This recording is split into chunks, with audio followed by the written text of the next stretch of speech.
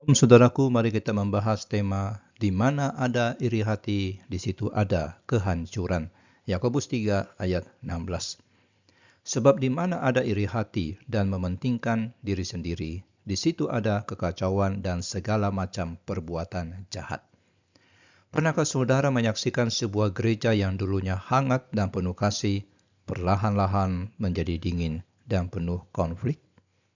Biasanya, kehancuran itu tidak dimulai dari masalah teologis yang besar. Ia dimulai dari sesuatu yang tampaknya sepele, iri hati dan ambisi pribadi seseorang yang tidak mau kalah. Nah, Yakobus menyajikan sebuah rumus rohani yang sederhana, tapi mengerikan. Iri hati plus mementingkan diri sendiri sama dengan kekacauan plus segala macam perbuatan jahat. Nah, rumus ini tidak pernah gagal.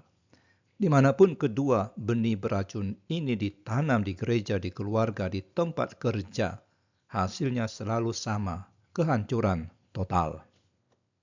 Kata kekacauan yang Yakobus gunakan adalah kata yang sama yang menggambarkan kerusuhan dan ketidakstabilan.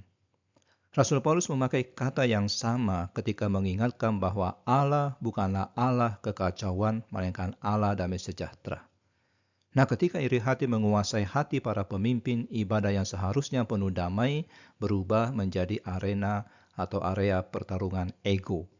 Persekutuan yang seharusnya saling menguatkan menjadi ajang saling menjatuhkan. Pelayanan yang seharusnya memuliakan Tuhan menjadi alat mempromosikan diri. Dan bukan hanya kekacauan. Yakobus menambahkan, segala macam perbuatan jahat. Nah, kata segala macam menunjukkan bahwa kerusakan yang ditimbulkan tidak terbatas pada satu jenis kejahatan saja. Dari iri hati lahir gosip, dari gosip lahir fitnah, dari fitnah lahir perpecahan, dari perpecahan lahir kebencian. Satu dosa melahirkan dosa yang lain, seperti reaksi berantai yang tidak bisa dihentikan. Saudara, Yakobus tidak sedang menggambarkan sesuatu yang hanya terjadi di zaman dulu. Lihatlah di sekitar kita. Berapa banyak gereja yang terpecah, persahabatan yang rusak dan keluarga yang hancur hanya karena seseorang tidak bisa menerima keberhasilan orang lain. Iri hati adalah api yang membakar dari dalam dari ambisi egois. Dan ambisi egois itu adalah bahan bakarnya. Biarlah kita mematikan api itu sebelum ia menghanguskan segalanya. Dan sebagai refleksi, iri hati dan ambisi egois tidak pernah berdiri sendiri. Mereka selalu membawa rombongan, yaitu kekacauan, perpecahan, gosip, fitnah, dan segala macam kejahatan.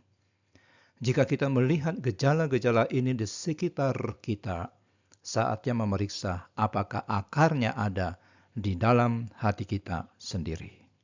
Mari kita berdoa. Tuhan, ampuni kami jika iri hati dan keegoisan telah menciptakan kekacauan di sekitar kami. Cabut akar-akar beracun itu dari hati kami sebelum mereka menghancurkan lebih banyak lagi. Jadikan kami pembawa damai, bukan pembawa kekacauan, dimanapun Engkau menempatkan kami. Di dalam nama Tuhan Yesus kami berdoa. Amin.